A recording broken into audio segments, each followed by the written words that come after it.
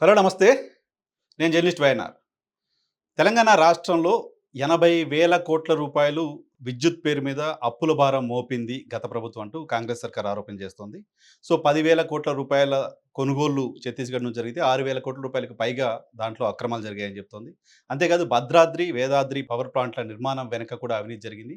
ఆ నిర్మాణం కూడా లోపభూయిష్టంగా ఉంది అనేది కాంగ్రెస్ సర్కారు చేస్తున్న ఆరోపణ. నేరుగా కాంగ్రెస్ సర్కారుకు సంబంధించిన పెద్దలెవరు ఇటువంటి ఆరోపణలు చేయకపోయినప్పటికీ ప్రభుత్వం వైపు నుంచి ప్రభుత్వం ఇలా ఆలోచిస్తోంది అంటూ పత్రికా కథనాలొస్తున్నాయి. అసలు ఛత్తీస్‌గఢ్ విద్యుత్ ఒప్పందంలో ఏం జరిగింది?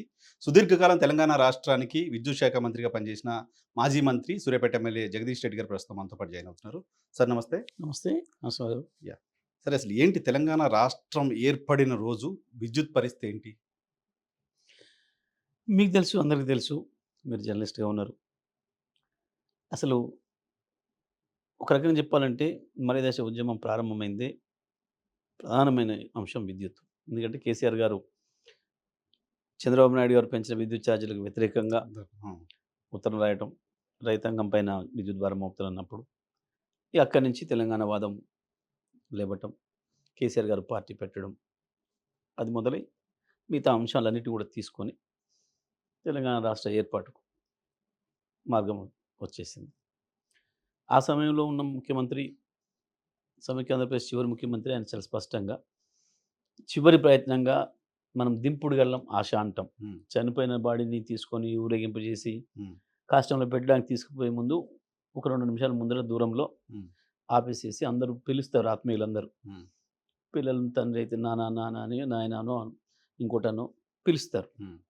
ఎందుకంటే చివరి ఆశగా లేస్తారేమో వాళ్ళు, ఎందుకంటే అందులో వేస్తున్నాం కదా అని. హ్మ్. హ్మ్.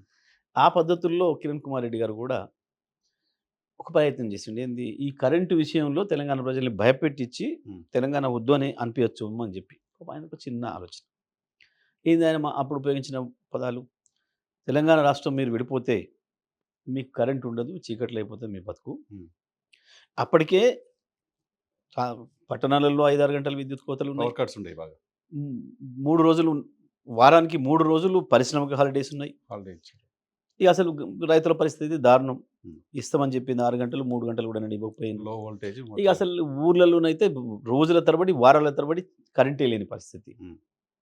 ఇక వచ్చిన కొద్ది కరెంటు, లో కరెంటుతోని బావులు మోటార్లు కాలిపోవడం, ట్రాన్స్‌ఫార్మర్‌లు పేలిపోవడం, సబ్‌స్టేషన్‌లు వెళ్ళిపోవడం, ఇళ్ళలోనేమో బల్బులు ఎగిరిపోవడం, ఫ్యాన్‌లు కాలిపోవడం, టీవీలు కాలిపోవడం, హ్మ్.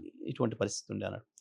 ఇక హైదరాబాద్ నగరంతో సహా పట్టణాలు ఈ సమయం అయితే సాయంత్రం 6:30, 7 మొదలైతే ఇక అసలు రణగొణ ధ్వనులు ఏంటిది, జనరేటర్లు. హ్మ్.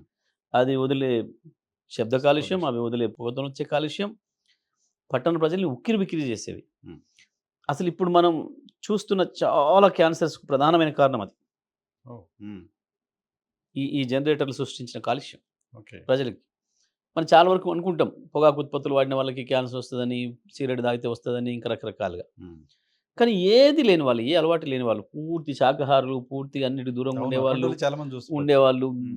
సిగరెట్ గాని, మందు గాని, ఇంకోటి ఇది అలవాటు లేని వాళ్ళు, హ్మ్. చాలా నియమ నిష్టలతో ఉండేవాళ్ళు, హ్మ్. ఊహించని వాళ్ళు క్యాన్సర్ బారిన పడుతున్నారు. కరెక్ట్. చిన్న పిల్లలు. ఇటువంటిది. హ్మ్. హ్మ్. ఇది ప్రధానమైన కారణం. హ్మ్. హ్మ్. ఇవాళ మనకు కనబడుతుంది దాని ఫలితం అనుభవిస్తున్నాం. అప్పటికి ఆ స్థితి ఉంది. ఆ పరిస్థితి ఇంకసలు ఉండదా? ఆయన ఇంకా అసలే ఉండదు. మొత్తం చీకటైపోతది. హైదరాబాద్ చీకటైపోతది. తెలంగాణ చీకటైతది. రైతులు ఊర్లు వదిలిపెట్టి పట్టణాలకు రావాల్సొస్తది. మీరందరూ ఇక్కడి నుంచెళ్ళి ప్రపంచంలో ఎక్కడో పోవాల్సొస్తది. పరిశ్రమలు మూతపడతాయి. హ్మ్. ఇవి కదా వాళ్ళు చెప్పింది ఆ రోజు. హ్మ్. గా స్థితిలో తెలంగాణ రాష్ట్రం ఏర్పడ్డది. హ్మ్. ముఖ్యమంత్రి కేసీఆర్ అయ్యారు. హ్మ్. ఇక ఆ తర్వాత పరిస్థితి ఏందో మీకు తెలుసు. కేవలం 6 నెలల్లోనే గృహ వినియోగానికి, పారిశ్రామిక వినియోగానికి, వాణిజ్య వినియోగానికి 24 గంటలు కరెంట్ అందుబాటులోకి తీసుకొచ్చారు. Span of 6 months. Just 6 months. హ్మ్. జూన్ 2 నాటి తీసుకుంటే నవంబర్ నాటికే వచ్చేసింది. హ్మ్. ఇప్పుడు రికార్డే ఉంది. హ్మ్. ఆ తర్వాత రైతాంగానికి వరుసగా 7 గంటలు విద్యుత్ ఇచ్చాం. హ్మ్. ఆ డిసెంబర్ నాటికి. మళ్ళో సంవత్సరం నాటికి 9 గంటలు చేసినాం. హ్మ్. 3 ఏళ్ళు తిరిగే నాటికి 24 గంటల విద్యుత్ రైతాంగానికి కూడా అందుబాటులో పెట్టిన ఏకైక రాష్ట్రంగా తెలంగాణ రికార్డ్ ఆ రోజు సృష్టించింది. మనం ఆ! ఇది, హ్మ్. ఇది తెలంగాణ కరెంట్ సక్సెస్ మోడ్‌లో బిఫోర్ దట్ ఆఫ్టర్ ఇట్. ఆ! వచ్చేసినాం. 3 ఏళ్లలోనే ఒక 6 నెలల్లోనేమో మిగతా అన్ని రంగాలకి, హ్మ్. 3 ఏళ్లలో వ్యవసాయ రంగానికి కూడా హ్మ్. 24 గంటలు రైతు ఎప్పుడు అనుకుంటే అప్పుడు మోటార్ ఆన్ చేసుకోగలిగిన పద్ధతుల్లో హ్మ్. పెట్టినాం. హ్మ్. సరే, ఉచితంగా కూడా పెట్టినాం. అది వేరే విషయం. హ్మ్. హ్మ్. ఇది తెలంగాణ సో నాకు విద్యుత్ పరిస్థితి. ఆ రోజుకి తెలంగాణ ఫార్మేషన్ రోజుకి మనకున్న డెఫిసిట్ ఎంత విద్యుత్ కావాల్సి ఆ! ఉండేది? మంచి ప్రశ్న వేశారు.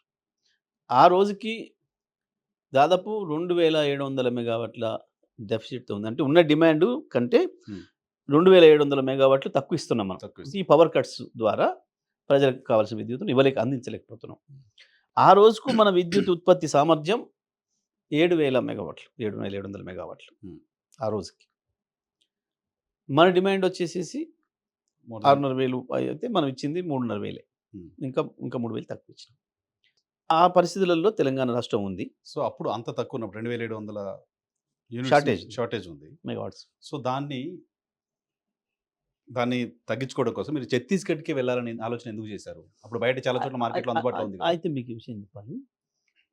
మేము వ్యవసాయ రంగానికి తప్ప మిగతా అన్ని రంగాలకు విద్యుత్తును అందించినప్పటికీ ఇంక మేము ఛత్తీస్‌గఢ్ తీసుకోలేదు. హ్మ్. బయట ఎక్కడ దొరికితే అక్కడ కొనుక్కొస్తున్నాం. హ్మ్. రోజువారీ కొంటున్నారు. రోజువారీ అగ్రీమెంట్స్ లేకుండా. ఉండవు. అయితే మీకు ఇక్కడ విషయం చెప్పాలి. ఎప్పుడు కూడా విద్యుత్ అనేది మొత్తం 24 గంటలు ఒకే డిమాండ్ ఉండదు. పీక్ అవర్స్ ఉంటాయి. ఉంటాయి. సడెన్‌గా తగ్గిపోతది. హ్మ్. సడెన్‌గా పెరుగుతది. హ్మ్. విద్యుత్ డిమాండ్. హ్మ్. కానీ విద్యుత్తును మాత్రం మీరు అడిగినంత విద్యుత్తు ఎప్పుడు అందుబాటులో ఉంచాలి. ఒక వినియోగదారుడు అడిగిన విద్యుత్తు. హ్మ్. కనెక్షన్ తీసుకునే రోజు ఆయన నాకేమేమి కావాలని రాసి అప్లికేషన్‌లో ఇచ్చిండో, హ్మ్. అంత విద్యుత్తు మీకు ఎప్పుడు అందుబాటులో పెట్టాలి. ఓకే. పీక్ యూటిలిటీ ఎంత ఉంటుందో పెట్టాలి. కంటిన్యూయస్‌గా అది ఉండాలి. పెట్టాలి. హ్మ్. అంతే. హ్మ్. సపోజ్ ఇప్పుడు మీరు ఈ స్టూడియో ఉంది. హ్మ్. మీరు ఈ స్టూడియో మీరు ఎన్ని లైట్స్ వాడతారు? హ్మ్. ఎన్ని ఫ్యాన్స్ వాడతారు? ఎన్ని ఏసీలు వాడతారు? అని దీనికి మీకో లెక్క ఉండి మీరు అప్లికేషన్ పెట్టుకునేటప్పుడే రాసిస్తారు. హ్మ్. మీరు ఇయన్నీ అన్ని సార్లు వాడరు. హ్మ్. మీరు రాత్రి తెల్లదాక వాడరు. హ్మ్. అప్పుడు ఖాళీ మీరు అప్పుడు డౌన్ అయిపోద్ది. బంద్ చేస్తారు మీరు. హ్మ్. హ్మ్. కానీ మీకు మరి ఏ మధ్యరాత్రి వాడతారో, ఎప్పుడు వాడతారో, సాయంత్రం వాడతారో, పొద్దున వాడతారో, మధ్యాహ్నం వాడతారో, అవును. తెలీదు. కాబట్టి మీకు మొత్తం మీకు అనుకున్న కాడికి మేము అందుబాటులో ఉంచాలి. ఓకే. ఇది హ్మ్. దేశవ్యాప్తంగా, ప్రపంచవ్యాప్తంగా ఉన్న సమస్య. హ్మ్. కాబట్టి ఏం చేయాలి? ఫుల్ లోడ్‌ని మీకు అందుబాటులో మేము కొనిపెట్టాలి. కొనిపెట్టాలి. ఓకే. దీనికి ఏం చేస్తాం? చాలా విద్యుత్ సంస్థలు ఏం చేస్తాయంటే కొంచెం జాగ్రత్త చేసేవాళ్ళు. డే టైమ్ విద్యుత్తు మొత్తం నార్మల్ టైమ్‌లో అయ్యే విద్యుత్ ఏదైతే ఉంటదో అవసరమయ్యే విద్యుత్తు దాన్ని ష లాంగ్ టర్మ్ ఒప్పందాలతోని కొనిపెట్టుకుంటారు. హుహు. లాంగ్ టర్మ్ ఒప్పందాలతో కొనిపెట్టుకుంటారు. పీక్ అవర్స్ అంటే సాయంత్రం 6 నుంచి రాత్రి 10 వరకు, పొద్దున 5 గంటల నుంచి ఉదయం 9 గంటల వరకు వీటిని పీక్ అవర్స్ అని పిలుస్తారు. హ్మ్. ప్రపంచవ్యాప్తంగా కూడా. హ్మ్. ఆ సమయంలో పూర్తి స్థాయిలో వినియోగిస్తారు ఓకే. దాదాపుగా. హ్మ్. ఇప్పుడు మీరు ఈ సమయం ఉంది. అన్నీ వాడుతున్నారు. హ్మ్. ఏసీలు, లైట్లు, కొంచెం ఇట్లా కంప్లీట్‌గా ఫ్యాన్లు లో. అన్నీ హ్మ్. వాడుతున్నారు. ఇప్పుడు ఇల్లుంది గృహ వినియోగం. ఇప్పుడు ఈ సమయంలో తప్పకుండా ఇంట్లోకి వచ్చుంటారు కాబట్టి రాంగానే ఫస్ట్ లైట్లేస్తారు. కొంచెం ఇట్లా ఉక్కపోతున్నప్పుడు మామూలుగా ఉంటేనే ఫ్యాన్‌లేస్తారు, ఏసీలేస్తారు, హ్మ్. టీవీ ఆన్ చేస్తారు. హ్మ్. ఇంకొక వైపు వంటింట్లో గ్రైండరు, మిక్సరు ఏదో అయన్నీ కూడా ఆన్ చేస్తారు. ఇదంతా నడుస్తా నడుపుతారు. ఉంటది. అర్ధగంటో, గంటో నడుపుతారు. ఇప్పుడు ఫుల్ పీక్ ఉంటది. సపోజ్ హైదరాబాద్ నగరమే తీసుకుందాం. హ్మ్. మామూలు కాలంలో మధ్యాహ్నం పూట ఎంతైతే ఉంటదో డిమాండ్ రాత్రి పూట సరిగ్గా దానికంటే 100% ఎక్కువుంటది. అవునా? ఆహా! కొన్నిసార్లు 70%, హ్మ్. కొన్నిసార్లు 50% ఎక్కువుంటది. హ్మ్. హ్మ్. ఎట్లుంటదంటే ఎండ ఉంది మీకు బాగా. 3000 మెగావాట్ల విద్యుత్ లాగుతుంది మొత్తం. అన్ని ఏసీలు, ఫ్యాన్లు అన్నీ ఏసేసి. సడెన్‌గా మీకు ఒక్క వర్షం పడిందనుకోండి. ఒక్కటే దెబ్బకి డ్రాప్ అయిపోద్ది. 50% డ్రాప్ అయిపోతది. ఇట్లా హ్మ్. ఉంటాయి. హ్మ్. అయితే జనరల్‌గా మనం ఎవరమైనా ఏం చేస్తామంటే, ఈ మధ్యాహ్నం పూట మామూలు టైంలో అవసరం ఉన్నది ఏదైతే ఉందో, అదేమో మొత్తం లాంగ్ టర్మ్ ఒప్పందాలల్ల ఓకే. తీసుకొని పెట్టుకుంటాం. హ్మ్. ఇక అది ఎప్పటికి సరఫరా అయితేనే ఉంటది. ఆగకుండా 24 గంటలు. హ్మ్. అది. హ్మ్. 24/7 అయితేనే ఉంటదది. నడుస్తుంది. ఇక ఈవినింగ్ టైంలో, మార్నింగ్ టైంలో ఎక్స్‌చేంజ్‌లలో కొంటాం. ఓకే. ఆ ఎక్స్‌చేంజ్ అనేది ఇక్కడ మనం సౌత్‌లో మనందరికి కలిపి బెంగుళూరులో ఉంటది. సదరన్ లోడ్ డిస్పాచ్ సెంటర్ అని చెప్పి కేంద్ర ప్రభుత్వం ఆర్గనైజేషన్. హుహు. దాని ద్వారా కొంటారు. అది ఎట్లుంటదంటే మీకు షేర్ మార్కెట్ లాగా ఉంటది. హుహు. మీకు ఈ 5 రాష్ట్రాలకి ఎవరికి ఎంత కావాలనేది 24 గంటల ముందు బుక్ జేసుకోవాలి. ఓకే. మీకు ఇవాళ సాయంత్రం 6 గంటలకు కావాలనుకుంటే నిన్న 6 గంటల లోపే బుక్ జేసుకోవాలి. హ్మ్. ఇవాళ మీరు 5 గంటలకు కావాలనుకుంటే సాయంత్రం నిన్న 5 గంటల లోపే బుక్ జేసుకోవాలి. హుహు. ఇవాళ మీరు మధ్యాహ్నం 1కి అవసరం ఉందనుకుంటే నిన్న 1 లోపలే బుక్ జేసుకోవాలి. హుహు. ఏ గంటకి ఎంత కావాలనేది కూడా మీరు బుక్ చేసుకోవచ్చు. హ్మ్. అదే సమయంలో అదే ఎక్స్‌చేంజ్‌కి ఉత్పత్తిదారులు ఎవరైతే ఉంటారో వాళ్ళు కూడా అక్కడ పెడతారు యూనిట్. నువ్వు నాకాడ ఒక 500 మెగావాట్లు ఉంది. హ్మ్. ఈ సమయం నుంచి ఈ సమయానికి అందుబాటులోకి ఉంటది. ఉన్నది ఈ ధర. ఒక నాకాడ 300 ఉంది. ఈ సమయం నుంచి ఈ సమయానికి నేను ఇవ్వగలుగుతా. నాది ఇంత ధర. వాళ్ళు అక్కడ పెట్టేసుకుంటారు. హ్మ్. మనం అన్ని రాష్ట్రాల్లో ఈడ అప్లై చేసుకుంటాం. అందరూ అడిగినంత ఉంటేనేమో అందరూ అడిగినంత ఇచ్చేస్తారు. ఇచ్చేస్తారు. లేదు తక్కువుంది అన్నప్పుడు మీరు ఎవరెంత అడిగినరో ఆ రేషియోలో ఇస్తారు. మళ్ళీ ఎవరికీ అన్యాయం కాకుండా ఎవరికీ ఇబ్బంది కాకుండా. రేట్ కూడా డిఫరెంట్‌గా ఉంటుంది. ఆ రేట్ కూడా వాళ్ళు నిర్ణయిస్తారు. ఎవరిది ఎవరికి ఇచ్చిర్రు అనే దాన్ని నిర్ణయించి వాళ్ళే నిర్ణయిస్తారు. ఓకే. మనకి ఏం పాత్ర ఉండదు. ఓకే. మీకు ఏ రేట్‌కైనా కరెంట్ కావాలని ఉంటది అంతే. Central government organisation. Central government organisation. Hmm. అక్కడ ఢిల్లీలో ఏమో నేషనల్ లోడ్ డిస్పాచ్ సెంటర్ ఉంటది. ఇక్కడ సదరన్ లోడ్ డిస్పాచ్ సెంటర్ ఉంటది. ఇవే చేస్తాయి హ్మ్. ఎప్పుడైనా. హ్మ్. ఇది విద్యుత్ కొనుగోలు నా నా నా పద్ధతి. నా పాయింట్ ఏంటంటే పద్ధతి. నా పాయింట్ ఏంటంటే రూ. 3.90 మీరు ఛత్తీస్‌గఢ్ నుంచి కొన్నారు. ఆ కొన్న సమయంలో మిగతా మార్కెట్‌లో అంతకంటే తక్కువుంది. ఇక్కడ ఎక్కువగా చేసుకున్నారు ఒప్పందాలనేది పాయింట్ నంబర్ 1. పాయింట్ నంబర్ 2 ఏంటంటే అక్కడి నుంచి మీరు ఇక్కడికి తీసుకురావడానికి జరిగిన ఖర్చు అంతా కలిపితే రూ. 5.94 ఎంత అవుతుంది? 6,000,00,00,000 మీరు తినేసారు అనేది చాలా పెద్ద ఎత్తున జరుగుతున్న చర్చ. అయితే కాదు. ఇక్కడ విషయం ఏందంటే మీరు కూడా అర్థం చేసుకోవాలి. చాలా కన్‌ఫ్యూజ్ చేస్తా ఉన్నారు ఏందంటే నిరుపయోగమైంది అనేమో టెక్నీషియన్స్ చెప్తున్నారు. హ్మ్. టెక్నీషియన్సు వీళ్ళేమో మీరు అక్కడ కొనడం వల్ల మీరు టెండర్ విధానం పాటించలేదు. హ్మ్. అనవసరంగా మీరు వాళ్ళకి చెల్లింపు చేసిండ్రు హ్మ్. అనేది వాళ్ళు మాట్లాడుతున్నారు. ఈ పొలిటికల్ లీడర్‌లేమో ఏదో కేసీఆర్ మీద బురద పోయాలి కాబట్టి అని చెప్పి ఏదో ఇది పోయింది, అటు పోయిందని. ఇంతకు మీకు అసలు విషయం చెప్పాలి ఇక్కడ. అసలు ఎందుకు ఇక్కడ ఏమీ లేని దాని మీద ఈ ఈ చర్చ చేస్తున్నారు, విచారణ కమిషన్ ఏసిండ్రు అనేది హ్మ్. ఆలోచన చేయాలి మీరు. నేను మొదటి నుంచి చెప్తా ఉన్నా, మా పార్టీ మొదటి నుంచి చెప్తుంది. అసలు విచారణ కమిషన్ వేసుకోండి అని చెప్పి ఛాలెంజ్ చేసిందే మేము. అసెంబ్లీలో మాట్లాడారు మీరు. మాట్లాడింది. హ్మ్. మాకెంత విశ్వాసం ఉంటే చెప్తాం ఆ మాట. హ్మ్. ఎందుకంటే ఇవి 4 ఇప్పుడు వాళ్ళ టర్మ్స్ ఆఫ్ రిఫరెన్స్ ఇచ్చిన విచారణలో. దాంట్లో ఆ! ఆ! 4 అంశాలు ఇచ్చారు. ఒకటి పీజీసీఐఎల్ లైన్ బుక్ చేసుకోవడం అనేది హ్మ్. మనకు పైసలు దండు గాని. హ్మ్. 1000 మెగావాట్‌కి అవసరమైతే 2000 మెగావాట్లు కానీ మీరు బుక్ చేశారు. ఒకటి. 2 ఛత్తీస్‌గఢ్ నుంచి మీరు తెచ్చుకోవడం వల్ల మీరు టెండర్ లేకుండా డైరెక్ట్‌గా పీపీఏ చేసినారు కాబట్టి హ్మ్. టెండర్‌లో అయితే తక్కువొచ్చేది. హ్మ్. మీరు పీపీఐ చేయడం వల్ల ధర ఏకపక్షంగా నిర్ణయమైంది. హ్మ్. అందువల్ల నష్టమొచ్చింది హ్మ్. అనేది ఒకటి.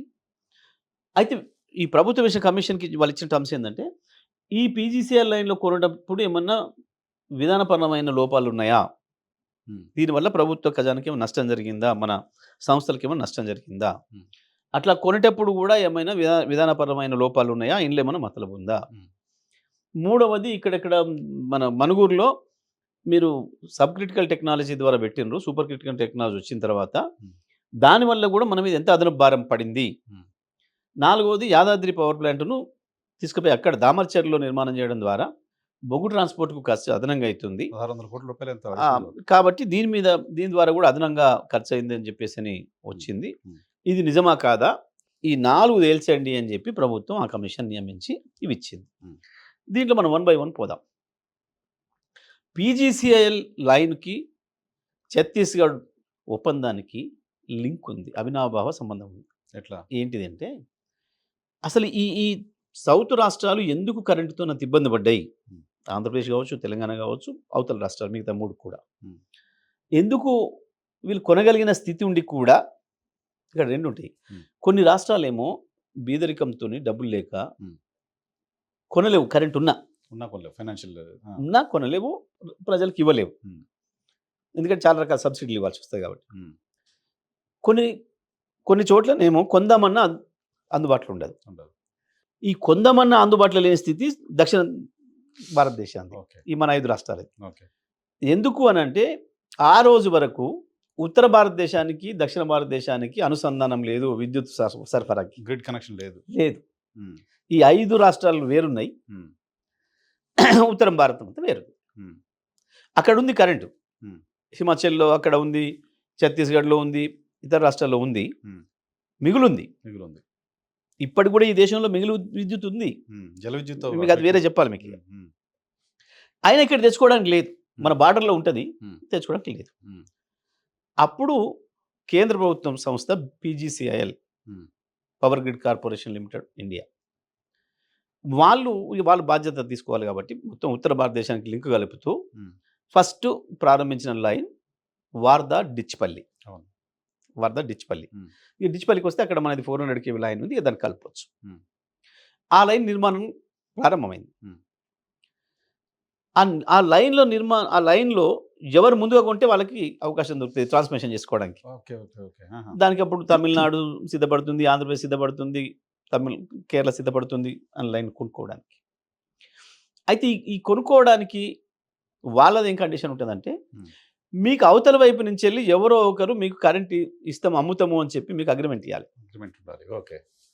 ఇవ్వాలి. ఉమ్, అయితే ఈ విషయం మీకు ఇంకోటి గుర్తు చేస్తే ఈ సందర్భంగా, ఉమ్, కిరణ్ కుమార్ రెడ్డి ఎప్పుడైతే తెలంగాణ కరెంట్ లేక చీకట్లలో పోతుంది అని చెప్పిండో, ఉమ్, తెల్లవారే కేసీఆర్ గారు ఉమ్, విలేకరుల సమావేశం పెట్టి వీళ్ళు ఎవ్వరు మాట్లాడలే, ఈ కాంగ్రెస్ నాయకులు, మంత్రులుగా ఉన్న వాళ్ళు, తెలంగాణ వాళ్ళు ఒక్కడు కూడా మాట్లాడలే. ఉమ్, వీళ్ళకి ఎవరికి సోయి లేదు, కనీసం దాని మీద జ్ఞానం లేదు, నాలెడ్జ్ లేదు, ఉమ్, దానికి సంబంధించిన విజ్ఞానము లేదు, ఉమ్, జ్ఞానము లేదు, సోయి లేదు. ఉమ్, ఒకటి మాట్లాడలే.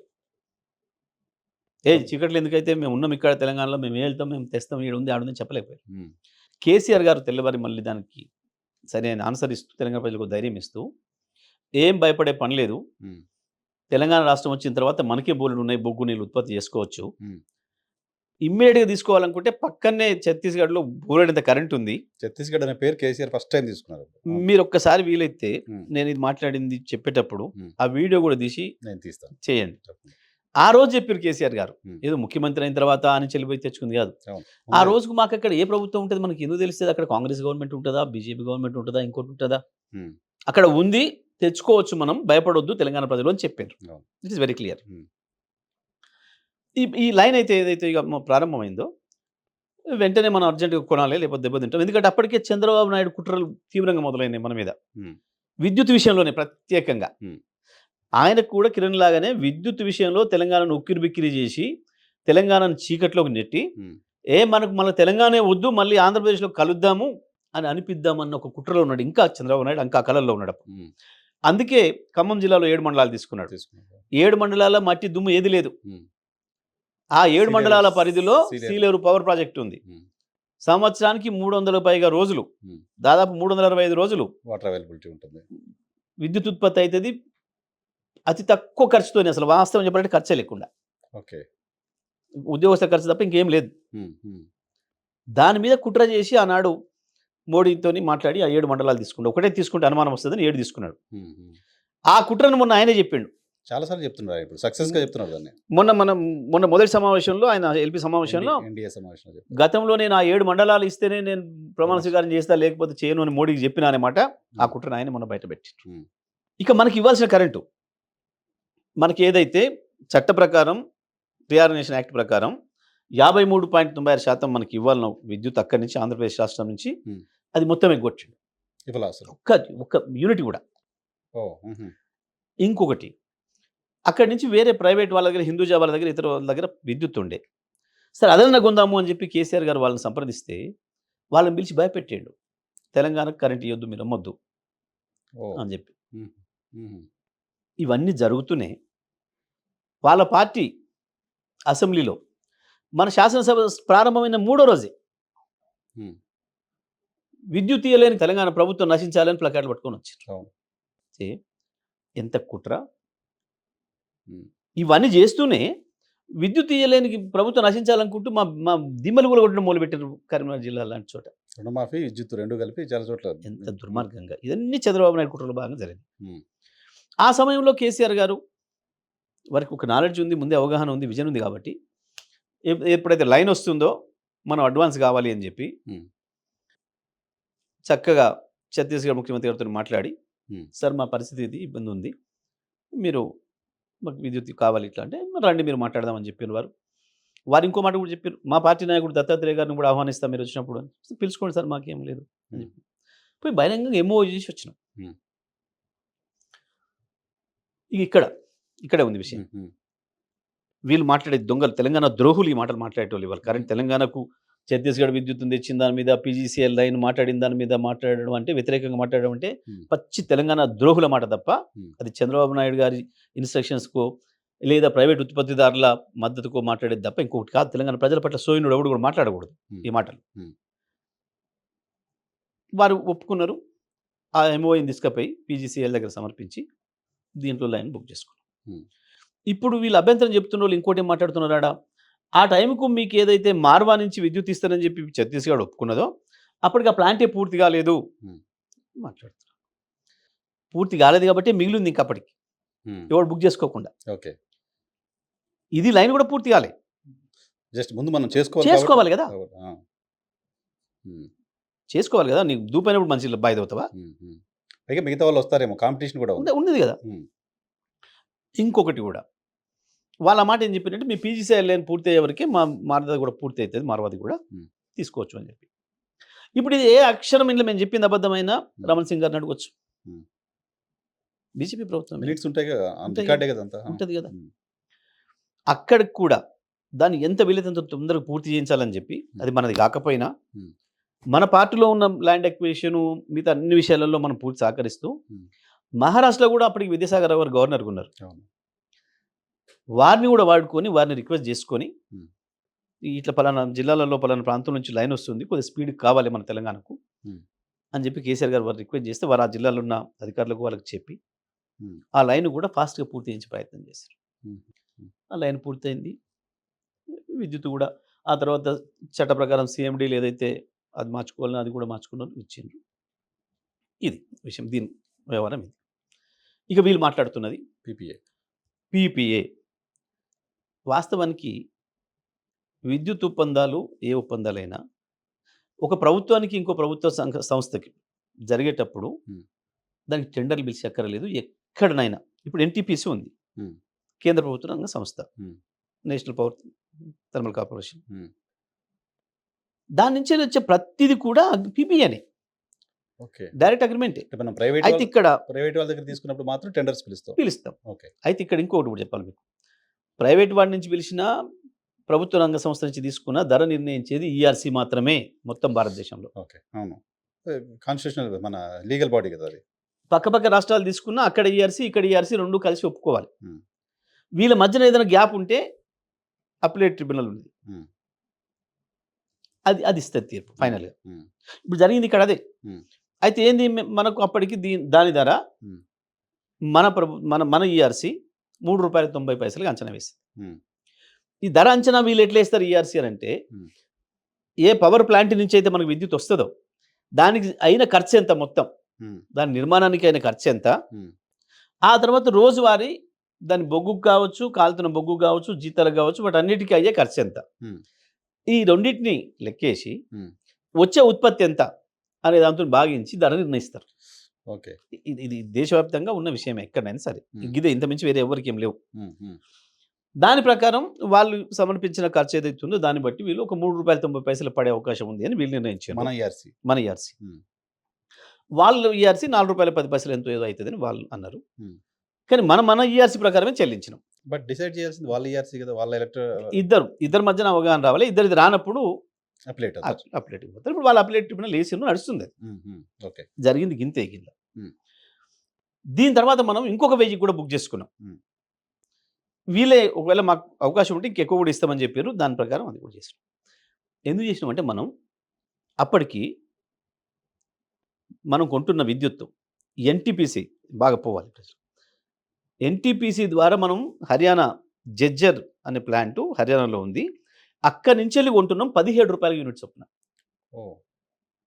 రూ. హుహు. 17 యూనిట్ చొప్పున.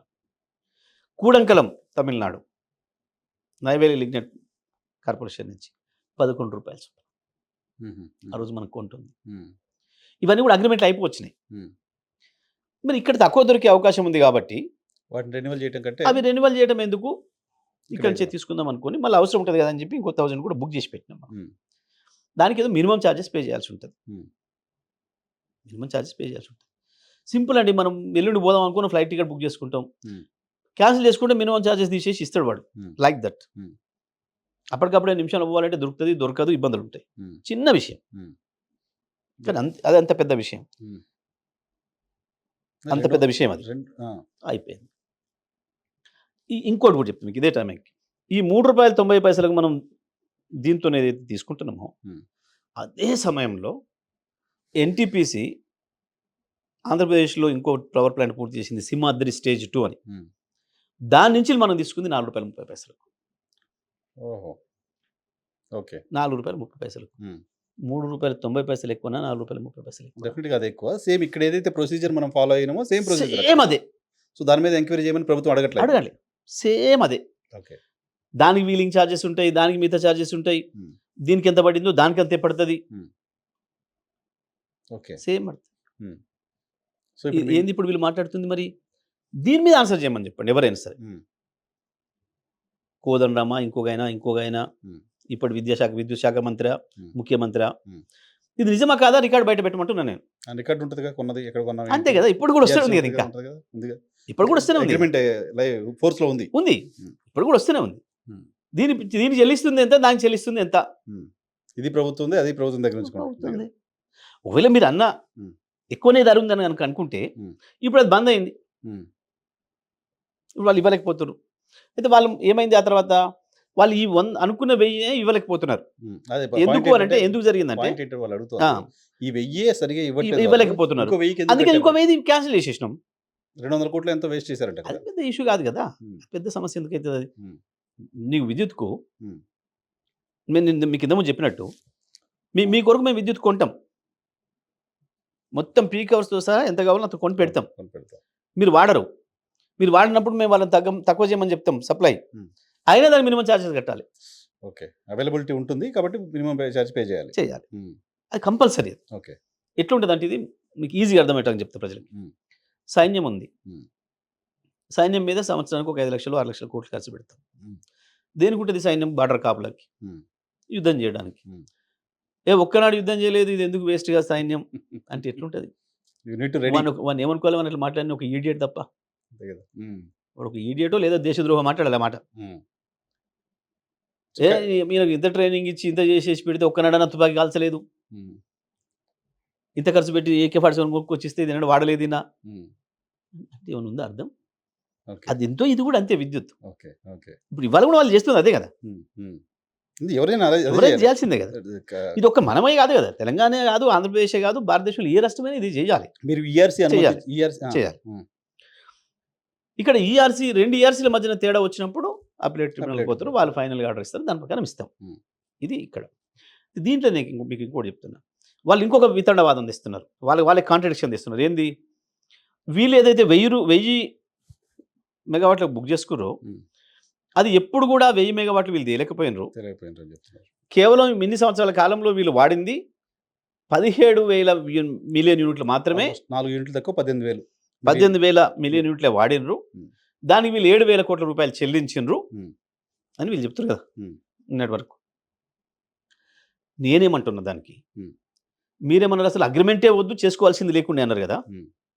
అగ్రిమెంట్ వల్లనే కదా ఈ 18,000 మిలియన్ యూనిట్లు వచ్చింది హ్మ్. మీరేం మాట్లాడి 18,000 మిలియన్ యూనిట్లే తీసుకురు కానీ హ్మ్.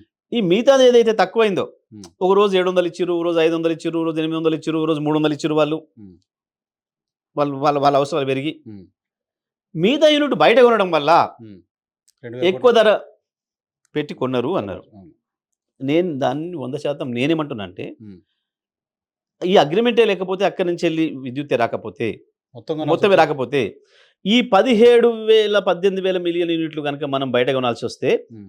18,000 కోట్ల రూపాయలు చెల్లించాల్సి వచ్చేది వేరేజ్ మనం 7,000 క్రోర్స్ మాత్రమే చెల్లించాం. చెల్లించినాం 10,000 కోట్లు 10,000 మిగిలించిన కోట్లు మిగిలిచ్చినట్టు. నష్టమైందా లాభమైందా హ్మ్. ఒకవేళ నీ ఆర్గ్యుమెంటే నిజం అనుకుంటే హ్మ్. నువ్వు ఎంత కన్వీనియంట్గా చెప్పుకుంటున్నావు నువ్వు ఆర్గ్యుమెంట్ ఇక్కడ ఇటు అక్కడ అటు హ్మ్. హ్మ్. తీసుకోవడం తప్పు ఒకవైపు హ్మ్. నువ్వు అగ్రిమెంట్ చేసుకున్నా అది రాలేదు కాబట్టి ఎక్కువ ధరకు కొన్నావు మరి అది వచ్చింది. చేసుకోకపోతే మొత్తం ఎక్కువ ధరకు కొందుగా సో, అక్కడ 2,000 కోట్లు ఖర్చు పెట్టారు గానీ ఇది మోర్ దాన్ దట్ కదా. ఇంకోటి కూడా చెప్తాను నేను మీరు ఇంకోటి చెప్పాల్సి ఉంటుంది మీ వాదన నిజం అనుకుంటే ఆ సమయంలో ఫలానా రాష్ట్రంలో ఆంధ్రప్రదేశ్లోనా కర్ణాటకలోనా తమిళనాడులోనా కేరళలోనా సౌత్లో ₹3.90 కంటే ఎక్కడైనా తక్కువ. ఇంకెవరన్నా ₹3.80కో ₹3.50కో ₹3.89కో ఎక్కడన్నా విద్యుత్ దొరికే అవకాశం ఉండినా వాళ్ళు ఎవరైనా పక్క రాష్ట్రం వాళ్ళు చేసుకుంటారు హ్మ్. మీరు కనుక ఇది నిరూపిస్తే నేను రాజకీయాలు తప్పుకుంటా అంటున్నా నేను హ్మ్. మీరు ఇది కనుక నిరూపిస్తే. అంతకంటే తక్కువకి ఎక్కడ లేదు అవైలబిలిటీ. అసలు అవైలబిలిటీ లేదు ఫస్ట్. అవైలబిలిటీ లేదు. అంతకంటే తక్కువ తక్కువ impossible. అగ్రిమెంట్ చేసుకునే వాళ్ళు లేరు. హ్మ్. నేను చెప్తున్నా ఇప్పుడు మీకు ఛాలెంజ్ చేసి. అదే సమయంలో ఇంకోటి మనం ఏదైతే ఎన్టీపీసీ నుంచి వచ్చిందో ఫోర్ రూ. 4.30 ఇదే ప్రొసీజర్‌లో చేసుకున్నాం. ఓకే. ఓకే. ఓకే. ఇదే ప్రొసీజర్‌లో చేసుకున్నాం. సో సో దీనికి వాళ్ళ ఈ అభ్యంతరాలు చెప్తున్న వీళ్ళందరికీ అనుమానాలను రేకెత్తించినట్టు చెప్పిన కోదండరాం కావచ్చు, ఆయన ఉండే శిష్యులో, సహచరులు కావచ్చు. హ్మ్. సమాధానం చెప్పి తీరాలి. వాళ్ళేమంటారంటే ఈ పనికిమాలిన పొలిటికల్ లీడర్ల గురించి నేను ఛాలెంజ్ చేస్తాను. వీళ్ళు ఎక్స్‌పర్ట్స్‌గా చెప్పి ఉన్న తీరాలి. మీరే వీళ్ళకి ఇయన్నీ నేర్పింది వీళ్ళు. హ్మ్. వీళ్ళకుండే తీటతోని, వీళ్ళకుండే చిన్న పదవి లాలసతోని, హ్మ్. లేదా అందులో ఉండే ఉద్యోగస్తులు వాడి ట్రాన్స్‌ఫరో ఇంకోటో ఏదో కుళ్ళు పెట్టుకొని, హ్మ్. వీళ్ళేందో చెప్తే వీళ్ళేందో అనుకోని, హ్మ్. వీళ్ళ భాషలో వీళ్ళు చెప్పారు. టెక్నికల్ భాషలా. హ్మ్. వాళ్ళు పొలిటికల్ భాష కాబట్టి వాళ్ళకి ఇంకో తిరిగి అర్థమైంది. హ్మ్. అయిపోయి ఇందులో ఏందో జరిగిపోయింది. కేసీఆర్ ఏందో తప్పు చేసిండు అని చెప్పి, హ్మ్. కేసీఆర్ ఎంత అద్భుతమైన విజయం సాధించిన రంగం మొదటి రంగం ఇది కాబట్టి, హ్మ్. కేసీఆర్‌కి రాష్ట్ర వ్యాప్తంగానే కాదు, వ్యతిరేకించిన ఆంధ్రప్రదేశ్ ప్రజలు కూడా కేసీఆర్‌ని అత్యంత ఎక్కువగా ఇష్టపడింది ఈ విషయంలోనే కాబట్టి, ఒక అద్భుతమైన విజయాన్ని సాధించిండు మొదటిగా అని చెప్పి, హ్మ్. ప్రపంచవ్యాప్తంగా కూడా పెట్టుబడిదారులు తెలంగాణ పైన విశ్వాసం ఏర్పరచుకోవడానికి ప్రధానమైన రంగం కాబట్టి, హైదరాబాద్ గ్లోబల్ సిటీగా కంఫర్టబుల్. ఈ దీంట్లోనే కేసీఆర్‌ని దెబ్బకొట్టాలి, కేసీఆర్‌కి మల్లెం పూయాలని చెప్పి చేసిన కుటిల ప్రయత్నంలో భాగంగా హ్మ్. వేసిన కమిషను, ఈ పెట్టిన చర్చలు, వీళ్ళు తీసుకొస్తున్న పసలేని ఆరోపణలు. హ్మ్. హ్మ్. కేవలం కేసీఆర్ మీద బురద జల్లాలని. హ్మ్. హ్మ్. ఈ 2 అయిపోయినాయి. మూడవది సబ్ ఇక్కడ క్రిటికల్, దీనికి సూపర్ క్రిటికల్. మనం పీపీఏది క్లోజ్ చేయడానికంటే ముందు హ్మ్. పీపీఏకి ఈఆర్సీ పర్మిషన్ ఇవ్వలేదు అనేది రఘు గారు మాట్లాడుతున్నారు. ఎంత తెలివిలేని మాట అంటే, హ్మ్. ఎంత మూర్ఖత్వం అంటే, హ్మ్. అసలు రూ. 3.90 నిర్ణయించింది ఎవడు? మరి ఎవడు నిర్ణయిస్తాడు? ఈఆర్సీ నిర్ణయించకుండా ఒక రూపాయి కూడా చెల్లించడానికి లేదు ఎవరు కూడా. ఆ హక్కే లేదు మనకు. హ్మ్. సింపుల్. మీరు కలిసినప్పుడు అడగండి. రూ. 3.90 నిర్ణయించింది ఎవరు? నిర్ణయించారు. ఎవరు? అగ్రిమెంట్‌ని అసలు ఆర్డరే కదా అది. ఆర్డర్ ఇచ్చారు. బట్ మరి అగ్రిమెంట్‌ని యాక్సెప్ట్ చేయలేదంట ఈఆర్సీ. అరే! అగ్రిమెంట్ వాళ్ళు చెప్తున్న లాజిక్ అదే. అగ్రిమెంటే తీసుకోకపోతే ఆర్డర్ ఎట్లా ఇస్తారండి? హ్మ్. అగ్రిమెంట్‌నే పరిగణనలో తీసుకోకపోతే ఆర్డర్ ఎట్లా ఇస్తారు? హ్మ్. ఈఆర్సీ ఆర్డర్ కదా అది. హ్మ్. ఈఆర్సీ అంతే కదా. కొనుగోలుకి ఇక్కడ అవసరం. ఈఆర్సీ 3.90 ఇచ్చింది. అక్కడ ఈఆర్సీ రూ. 4.10 ఏదో ఇచ్చింది. హ్మ్. బట్ మనం చెల్లించడం 3.90తోనే చెల్లించినాం. హ్మ్. ఫైనల్‌గా అపిలేట్ ట్రిబ్యునల్ ఏదైతుందో అది ఇచ్చేదని అంగీకరిస్తామని చెప్పినాం. హ్మ్. వాళ్ళైనా అంగీకరించాల్సి మనం దాని ప్రకారమే మనం 7,000 చెల్లించినాం. హ్మ్. అది జరిగిందది. ఓకే. ఇక ఇది దానికి ఆర్డర్ లేదు అనేది ఒక తెలివి తక్కువ మాట, అబద్ధపు మాట. ఇక కావాలని చెప్పి మాట్లాడే ఒక మూర్ఖపు మాట తప్ప ఇంకొకటి కాదు. రైట్. ఏంటిది మాట్లాడింది ఇందుకేంది? హ్మ్. ప్రొవిజనల్‌గా ఇచ్చిండ్రు. ప్రొవిజన్ ఇచ్చారు. అగ్రిమెంట్ ప్రొవిజనల్‌గా చేయలేదు. ఇచ్చిండ్రు. ప్రొవిజనల్‌గా ఇచ్చింది 3.90. హ్మ్. ఆయన కాదనిచ్చిన రూ. 4.05 రూ. 4.06. హ్మ్. అంతే కదా. మాట అందుకంటే చెప్తాను. ఇంకోటి కూడా చెప్తున్నా, వాళ్ళు మాట్లాడడానికి కొంచెమన్నా ఉండాలి. అంటే వాళ్ళేమో చిన్నపాటి ఉద్యోగస్తులు కాబట్టి వీళ్ళలాగా అబద్ధాలు చెప్పడం రాదు కదా రాజకీయ నాయకుల్లాగా పెద్దగా. వాళ్ళేదో టెక్నికల్‌గా ఏందో మేము దేనిదో ఎలకని దొరకబట్టినాం అనుకోని ఒక అమాయకత్వంతోని వాళ్ళు చెప్పిండ్రు, వీళ్ళు నమ్మిండ్రు. హ్మ్. నీకు ఆయన చెప్పేటప్పుడు ఏం చెప్పిండు? మీకు అర్థం కావడానికి చెప్తున్నా. మీకు డ్రైవింగ్ లైసెన్స్‌కి పోతే మీకు ముందు ప్రొవిజనల్ ఇస్తారు కదా కొద్ది రోజులు. హ్మ్. ఆ తర్వాత పర్మనెంట్ ఇస్తారు కదా లెర్నింగ్ లైసెన్స్, అన్నాడు పర్మనెంట్ కదా! లైసెన్స్. ప్రొవిజనల్‌ని వాడు ఎప్పుడు పర్మనెంట్ చేసిన దానికి అది ప్రొవిజనల్‌గానే ఉంటది. హ్మ్. సింపుల్. దానికి ఎక్స్‌పైరీ ఫైనల్ చేయాల్సింది వాడే. హ్మ్. ప్రొవిజనల్ ఇచ్చినా నువ్వైతే డ్రైవింగ్ చేసుకోవచ్చు కదా! హ్మ్. ప్రొవిజనల్ దేనికి ఇస్తే నువ్వు డ్రైవింగ్ చేసుకోమనే కదా ఇచ్చేది. Hmm. Hmm. Temporary licence. Simple. Hmm. అది కూడా గంతే. హ్మ్. ఎప్పుడు అనేది కూడా వాళ్ళే ఫైనల్ చేయాలి. వాళ్ళే చేస్తారు. అప్పీలేట్ ట్రిబ్యునల్ ఉంది కాబట్టి. హ్మ్. ఇక దాని మీద నీకు అభ్యంతరం ఏంది? నీకు దీనికేమైనా వచ్చిన టైమ్ ఇబ్బంది. బాండ్ ఉంటుందా? ఈ టెంపరరీ అనేది టైమ్ బాండ్ ఉంటుందా అది ఏమన్నా? కోర్టుకు టైం బాండ్ మనం ఏం చెప్తాం? హుహుహు. టైం బాండ్ ఉంటే ఆపేస్తారు కదా! పలానా నెల దాంకిన ఇయ్యొచ్చు, నెల దాంకి ఇచ్చినాక ఆపమని చెప్పిందా?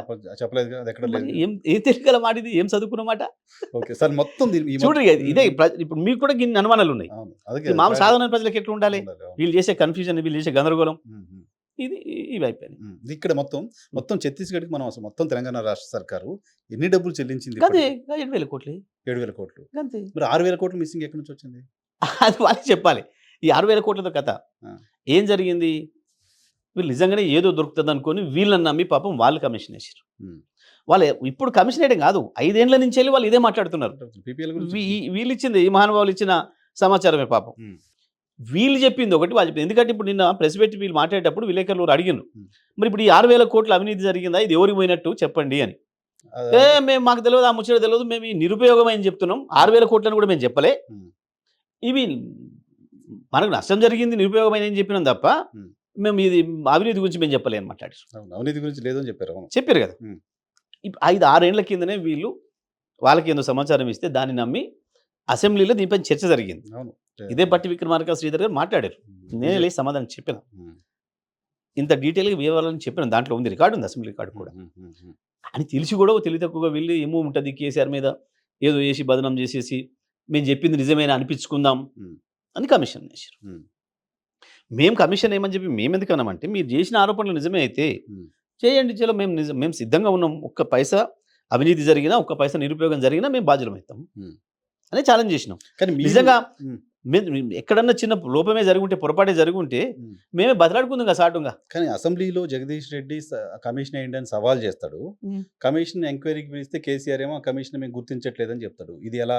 కాదు కదా, హ్మ్. కమిషన్ ఇప్పటికి కూడా ఆహ్వానిస్తామని చెప్పినాం, హ్మ్. ఎంక్వైరీ చేసుకోమని చెప్తున్నాం. హ్మ్.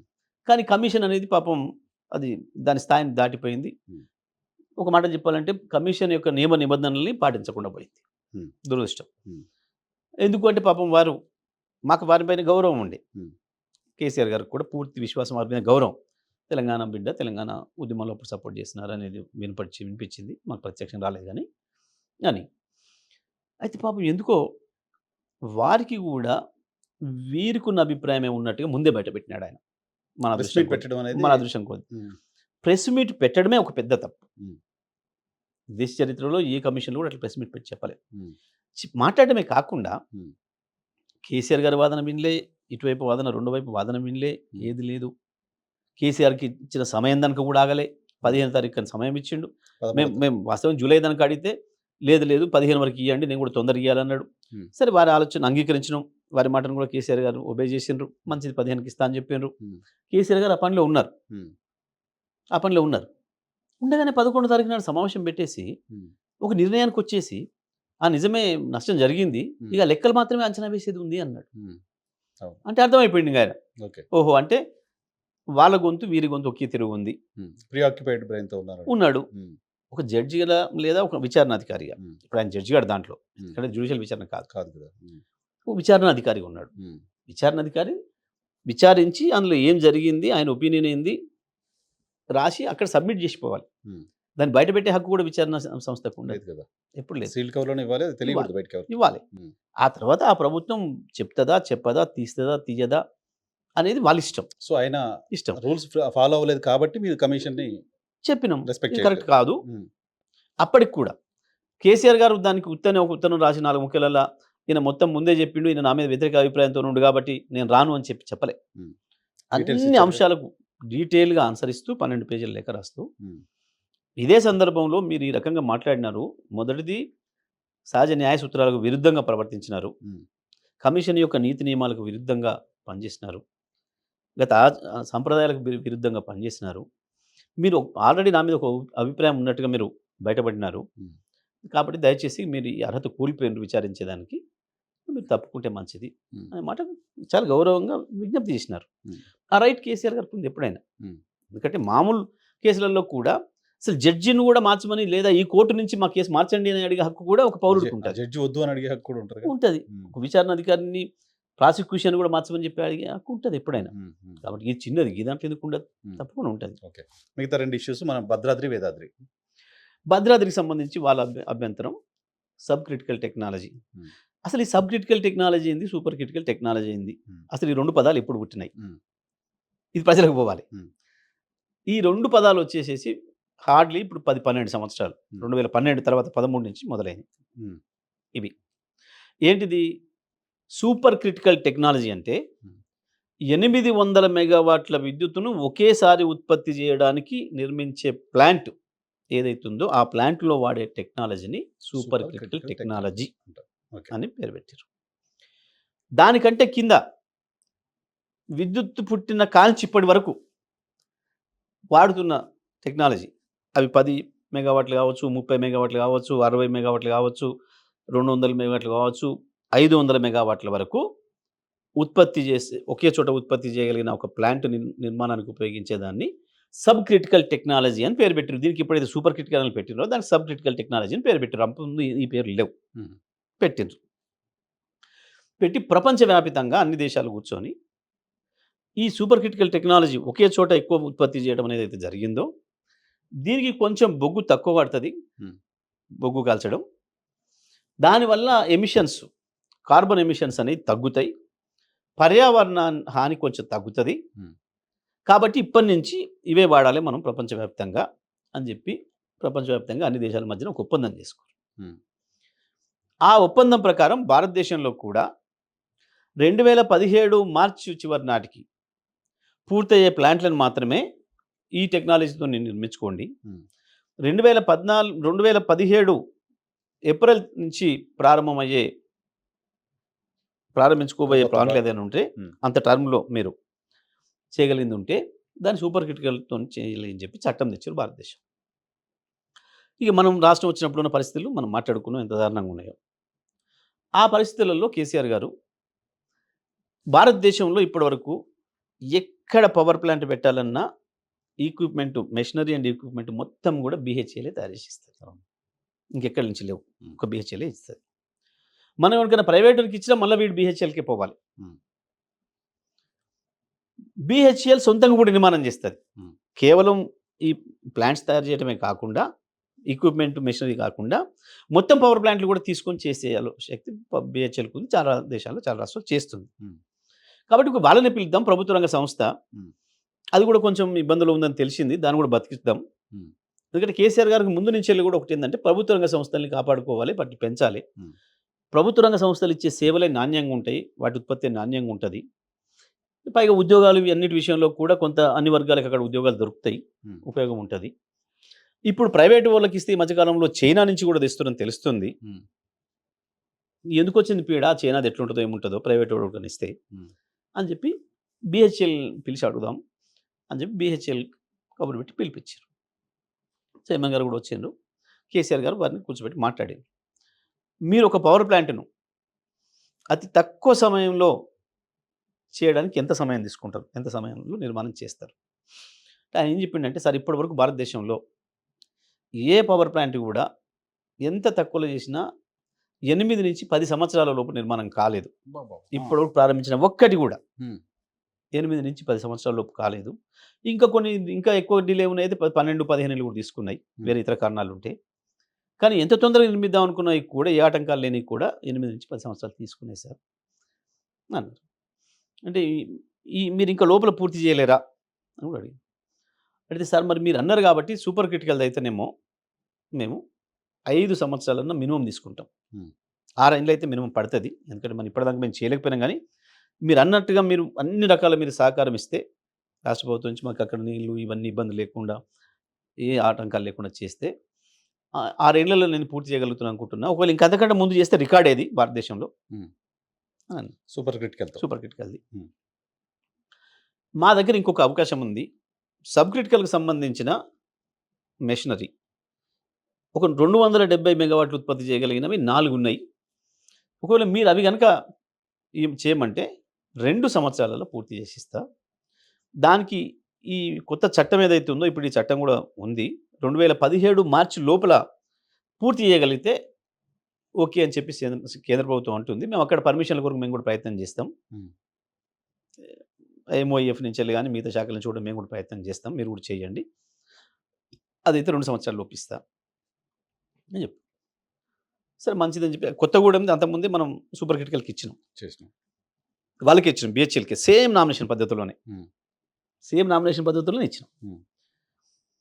మరి అది అది నిజంగా చేయగలుగుతారా 2 ఏండ్లలో మరి ఇప్పటిదాకా చేయలేదంటున్నారంటే తప్పకుండా చేస్తాం సార్ మేము. మాకు కూడా ఇబ్బందే కదా! మళ్ళీ వాళ్ళు పర్మిషన్ ఇయ్యకపోతే రేపు. హ్మ్. మీరు మీరు కూడా ప్రయత్నం చేయండి. నేను కూడా చేస్తా. మీరు ఒక మాట వాళ్ళతోని చెప్పిస్తే మేము మొదలుపెడతాం. ఇప్పుడే స్టార్ట్ చేస్తాం ఇమ్మీడియేట్‌గా. ఏ ప్రాజెక్ట్ అయినా అంతే సార్. ఈ ఎంఓఈఎఫ్ అనుమతులన్నీ కూడా తర్వాతనే వస్తాయి. 2 ఏండ్లు, 3 ఏండ్లకి వచ్చినయి ఉన్నాయి. ముందు మొదలుపెట్టేస్తాం మనం. ఎక్కడనైనా అప్లై చేసుకొని కామన్ మొదలుపెట్టేస్తాం. అది. హ్మ్. ఇప్పటివరకు ఈ దేశంలో కట్టిన ఏ ప్రాజెక్ట్ అయినా, హ్మ్. అవి పవర్ ప్రాజెక్టులు కావచ్చు, ఇరిగేషన్ ప్రాజెక్టులు కావచ్చు. అన్ని అనుమతులు తీసుకున్నాకనే ప్రారంభించిన ప్రాజెక్ట్ ఒక్కటి కూడా లేదు. కేంద్రము, రాష్ట్రము ప్రజల ప్రయోజనాలే కాబట్టి, హ్మ్. దాంట్లో అప్లై తప్పేం చేసుకున్న లేదు కాబట్టి ప్రొసీజర్ కోసం డిలే అవ్వకుండా. అంతే. ఆ మాటకొస్తే పోలవరం ఇంకా చాలా పర్మిషన్స్ ఉన్నాయి కదా! రాలేదు. హ్మ్. దానికేం సప్పుడు లేదు వీళ్ళు. హ్మ్. మాట చెప్తున్నా. హ్మ్. ఆర్టీపీపీ మొదలుపెట్టిర్రక్కడ హ్మ్. రాయలసీమలో. హ్మ్. దానికి ఏ అనుమతులు లేకుండా మొదలుపెట్టిర్రు. అసలు జీరో. హ్మ్. అక్కడేం లేదు వీళ్ళకి కనపడదు తప్పులు. హ్మ్. ఈవెన్ సీడబ్ల్యూసీకి ఈడ, వాళ్ళు అసలు ఇక్కడ మనం అదే పద్ధతిలో గుడ్ విల్‌తోని పోయి హ్మ్. ఇస్తారు కదా! కేంద్రం ఎందుకు ఇయ్యదు? మన రాష్ట్రం కరెంట్‌తో ఇంత ఇబ్బంది పడ్డది. దేశం అంతా ఇబ్బందితోని పడ్డది. ఆయన మోడీ గారు రావడమే నేను వెలుగులు నింపుతా ఈ దేశానికి అని వచ్చిండు. హ్మ్. కాబట్టి అనుమతుల కాడ ఆపకపోవచ్చు. హ్మ్. ఇస్తారు అని చెప్పి మనం మొదలుపెట్టాం. వాళ్ళు పని కూడా చాలా స్పీడ్‌గా మొదలుపెట్టారు. నిజంగా 2 నెలల్లో పూర్తి చేద్దురు. ఎందుకంటే కొత్తగూడెం 800 మెగావాట్ల థర్మల్ పవర్ స్టేషన్‌ను హ్మ్. రికార్డ్ టైమ్‌లో భారతదేశంలో రికార్డ్ టైమ్‌లో 5 నెలల్లో పూర్తి చేసారు. కంప్లీట్ చేస్తారు. సూపర్ క్రిటికల్‌తో చేశారు. చేసి 5 ఇచ్చేసారు. ఇయర్స్‌లో చేసిచ్చారు. చేసి ఇచ్చేసారు వాళ్ళు. హ్మ్. హ్మ్. దీన్ని కూడా చేద్దురు పాపం. హ్మ్. కానీ ఎవడో ఒక దుర్మార్గుడు వైజాగ్‌కి సంబంధించినోడు ఎన్‌జీటీ పోయి కేసేసిండు. హ్మ్. ఈ అనుమతి లేకుండా ప్రారంభం చేశారు. హ్మ్. దురదృష్టవశాత్తు అయిపోయింది. ఆ ఎన్‌జీటీ స్టాప్ చేసింది. స్టే ఇచ్చింది. దాంతో ఆలస్యమైంది. అన్నీ కంప్లీట్ చేసుకొని మనం బయటకొచ్చేసరికి ఆ ఎన్‌జీటీ కూడా పోయి మన బాధలు చెప్పుకొని ఇది పరిస్థితి చీకట్లో ఉంటున్నాం. హ్మ్. గుడ్ విల్‌తోనే మేము పోయినాం అని చెప్పి ఈ లోపల కేంద్ర అనుమతులు కూడా తీసుకొచ్చి ఇచ్చి అనుమతి తీసుకున్నాం. ఈ లోపల మన దరిద్రం కరోనా వచ్చింది. అదొక పెద్ద సమస్య. హ్మ్. సో, అది అట్లా. దీంట్లో వాళ్ళు చెప్పేది ఏదైతే ఉందో, ఆ గింతంత రోజు గింతంత బొగ్గెక్కువ కాలుతది. హ్మ్. దాంతోని మొత్తం ప్రపంచం అంతా చీకటైపోతది. కాలుష్యం అయిపోతది. నేను ఒకటే మాట అడుగుతున్నా. అది వచ్చిన రోజు నుంచి 1080 మెగావాట్లు అనుకున్నట్టు 100% లోడ్ ఫ్యాక్టర్‌తోని పనిచేస్తుంది. హ్మ్. PLFతోని. హుహు. నేనేమంటున్నా హైదరాబాద్‌లో ఇప్పుడు ఈ సమయానికి హైదరాబాద్‌లో 3000 మెగావాట్ల పవర్ యూటిలైజ్డ్ ఉంటుంది. యుటిలైజ్ అయితుంది. హ్మ్. ఈ టైంలో ఒక 1000 మెగావాట్లు గనక తగ్గితే ఇప్పుడు ఈడ హ్మ్. ఎన్ని లక్షల జనరేటర్లు అని కావాలి? అంత పొల్యూషన్. ఎన్ని లక్షల కార్బన్స్ ఉత్పత్తి కావాలి? హ్మ్. ఈ హైదరాబాద్‌లో లక్షల మంది ప్రజలు షాపింగ్ పోయేవాళ్ళు, రోడ్ల మీద పోయేవాళ్ళు ఎంతమంది శబ్ద కాలుష్యానికి గురి కావాలి? ఎంతమంది మీ పొగ వల్ల వచ్చిన ఈ దీంతోని క్యాన్సర్ బారిన పడాలి? అవన్నీ ఓకే. బట్ నిబంధనల ప్రకారం దీంతో పోల్చినప్పుడు హ్మ్. అక్కడ ఎక్కడనో అడవిలో గింతంత ఒక 5 కిలోల బొగ్గు ఎక్కువ గాలిస్తే వచ్చిన కాలుష్యం అనేది హ్మ్. లెక్క అయితదా? ఎవ్వడన్నా సో, సోయున్నోడు, పొల్యూషన్ మాత్రమే. ప్రజల పట్ల సోయున్నోడు, హ్మ్. తెలంగాణ రాష్ట్రం అభివృద్ధి కావాలని కోరుకునేటోడు, హ్మ్. తెలంగాణ రాష్ట్రం చీకట్లోకి పోవద్దనుకున్నోడు, ఎవడన్నా ఒక బాధ్యతాయుతంగా ఆలోచించేటోడు మాట్లాడతాడా ఈ మాట అసలు? హ్మ్. కానీ అక్కడ మాట్లాడుతుంది ఏంటి అంటే, సబ్ క్రిటికల్ టెక్నాలజీతో ఉండే ఎక్విప్‌మెంటు పాడైపోయి పక్కనుంది కాబట్టి, దాన్ని యుటిలైజ్ చేయడం కోసం పాడే అక్కడ పక్కనుంటే ఎట్లా ఉత్పత్తి చేస్తుంది? హ్మ్. అసలది వాడొద్దు అనుకున్నది ఇంకోటి ఎక్స్‌పైర్ చెప్తాను మీకు. అయిపోయింది. పాడైపోయి ఉంటే, దానికి డబ్బులిచ్చి ఎందుకు తెచ్చి వాడుతున్నారు? పాడైపోయింది గనక అయితే, పడిపోయిందంటే ఎక్స్‌పైర్ అయిపోయింది. అయిపోతే, హ్మ్. ఎక్స్‌పైర్ అయిపోతే ఎట్లా పెడతాడు వాడు? VHL ఎట్లా పెడతాడు? ప్రభుత్వం ఇయాల ఉత్పత్తి ఏంది? హ్మ్. ఉత్పత్తి ఏంది? PLF 100% కంటే పెరుగుతుంది ఒక్కోసారి. ఓహ్! 1080 మెగావాట్ ఉత్పత్తి కావాల్సి ఉంటే, హ్మ్. ఒక్కొక్కసారి పీక్ స్టేజ్‌లో అవసరం పడితే, దాన్ని కొంచెం పెంచి 1100, 1120 కూడా పోతున్నారు ఒకసారి. ఓహ్! హుహు. సో, దట్ ఈస్ 100% దాటి కూడా ఉత్పత్తి చేస్తుంది. సేమ్ టైమ్ అక్కడ ఇంకొకటి సబ్ క్రిటికల్ టెక్నాలజీతో పాటు పోలవరానికి ఎగువనుంది. పోలవరం ప్రాజెక్ట్ పూర్తవుతోంది. అక్కడొచ్చే వాటర్‌తోటి ఆ ప్రాజెక్ట్ మునిగిపోతుంది. మొన్న భద్రాచలంకి వరదలొస్తేనే మూసేయాల్సొచ్చింది అని. నవ్వుతరవడం చూస్తే. హ్మ్. హైయెస్ట్ మొన్న 20 లక్షలు వచ్చింది గోదావరి. హ్మ్. మొదటిసారి గోదావరి చరిత్రలో. అవును. ఇప్పుడు 50 ఏళ్ల క్రితం మునిగిందా? వచ్చిందది. ఆపేసారు. ఇంకొకటి మీరు అది మునగాలి అంటే పవర్ జనరేషన్ ఆపేసారంట కదా! లేదు. హ్మ్. అది మునగాలంటే అసలు భద్రాచలం ఊరనేది కనపడొద్దు. హ్మ్. కొత్తగూడెం కూడా కనపడొద్దు. హ్మ్. ఎందుకంటే పోలవరం నుంచి ఈ ప్లాంట్ దగ్గరికి పోవడం కంటే ముందే ఉంటాయి ఈ 2. హుహు. హుహు. సింపుల్ మీ నుంచెళ్ళి భద్రాచలం పోతుంటే హ్మ్. లెఫ్ట్‌కి పోయినాక ఏ 20, 30 కిలోమీటర్లకో ఇది ఉంటది మనుగురు ప్లాంటు. హ్మ్. రైట్‌కే కదా మీ కొత్తగూడెం, ఈ పాల్వంచ. అవును. హ్మ్. సో, మీ అక్కడి మీ దాకా మీరు వాటర్ మీరు మీరున్నది పోలవరం. హ్మ్.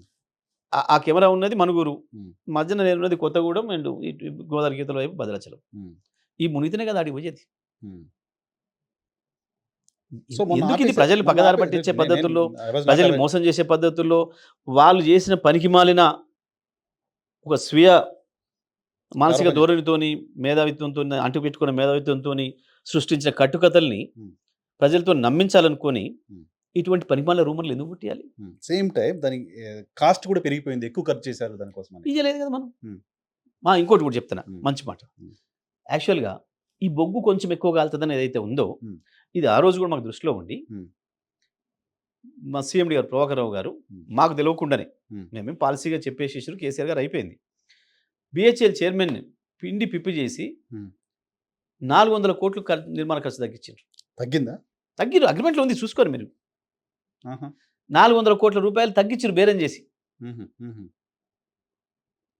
వచ్చి చెప్పిండు మాకు ఆ తర్వాత, ఓకే. సార్ నేను తిప్పలు పడి దాన్ని కూడా ఆన్సర్ చేసిన, 400 కోట్లు తగ్గించినాం, మనం ఆ ఎక్కువగా బొగ్గు దీని మీద ఇంట్రెస్ట్ మందం కూడా కాదు ఓకే. అనే మాట కూడా చెప్పినారు. ప్లాంట్ నిర్మాణానికి సంబంధించి 400 కోట్లు మిగిలిచ్చారు. మిగిలిచ్చిన సో అడిషనల్గా బొగ్గు కావడం వల్ల వచ్చే నష్టం ఏం లేదు. లేదు. ఓకే. ఇంకోటి ఏంది, బిహెచ్ఎల్తో చేసుకున్న ఒప్పందాలు ఇక్కడ కావచ్చు, అక్కడ కావచ్చు, Hmm. యాదాద్రిలో కావచ్చు, Hmm. ఒకవేళ ఏదైనా కారణం చెంది డిలే అయ్యి ప్రాజెక్ట్ కాస్ట్ పెరిగితే మాకు సంబంధం లేదు, మీరే పెట్టుకోవాలని కూడా చెప్పి రాష్ట్రం. సో ఇది యాదాద్రి కూడా వీళ్ళే కట్టారు. అంతే, యాదాద్రి ఇప్పుడు వాళ్ళే చేస్తున్నారు. ఇప్పుడు అక్కడ కూడా వీళ్ళు చెప్పే పంచాయతీ అదే రెండోది. రెండో ఇక ఇదేమో ఈ సూపర్ కిటికలు, సబ్ కిటికలు, ఈ మునిగిపోవడాలు. Pollution, Hmm. ఈ కథలన్నీ అయిపోయినాయి. Hmm. యాదాద్రికి వచ్చేవరకే Hmm. ఏంది వాళ్ళు చెప్తున్నాయి రెండు, డిలే ఒకటి, దూరం ఎందుకు తీసుకొచ్చారు? అక్కడి నుంచి ఇక్కడికి తీసుకొస్తే బొగ్గు ట్రాన్స్పోర్ట్ ఖర్చు చాలా అవుతుంది, Hmm. అది వేస్ట్ పోతుంది పబ్లిక్ మనీ. Hmm. ఇక్కడ 4 చోట్ల కూడా వాళ్ళు ఈ టెక్నికల్గా చెప్పేటోళ్ళు, మేధావులు అనుకుంటోళ్ళు మాట్లాడిన మాటలు మొదటి నుంచి కూడా Hmm. ప్రజాధనం దుర్వినియోగం అవుతుంది, Hmm. పొల్యూషన్ పెరుగుతుంది Hmm. తప్ప ₹1 అవినీతి జరిగింది ఇంట్లో. Hmm. కేసీఆర్ ఏదో తిన్నాడు, జేసీ ఏదో తిన్నాడు, ఇంకా ఆఫీసర్ ఏదో తిన్నాడు అనేది లేదు. అంటే అన్ని ప్రభుత్వాలు లేదు. సంస్థలు చేసినాయి లేదు. కదా కరప్షన్. లేదు. Hmm. ఖరాబ్ అవుతున్నాయి, వేస్ట్ అవుతున్నాయి, బొగ్గు రూపంలో ఎక్కువ ఖరాబ్ అవుతుంది, ట్రాన్స్పోర్ట్ రూపంలో ఎక్కువ ఖరాబ్ అవుతుంది Hmm. అనేది వీళ్ళు మాట్లాడుతుంది. అదనంగా పడుతుంది భారం దుర్వినియోగం. అని మాట్లాడుతున్నారు. Hmm. భారం అదనంగా భారం పడుతుంది, అయిపోతుంది. దుర్వినియోగం కూడా లేదు. నువ్వు చేతుల్లో పైసలు ఖర్చు పెట్టేది కాదు కదా, Hmm. Hmm. భారం అదనంగా పడుతుంది, Hmm. దానివల్ల ధర పెరిగింది అని వాళ్ళు మాట్లాడుతున్న మాట. Hmm. ఇప్పుడు దీంతో ఎవరికి లాభం? ఆయనకే ఉంది కానీ ప్రేమ నాకు లేదా? కొట్లాడి తెచ్చిన కేసీఆర్కు Hmm. తెలంగాణలో Hmm.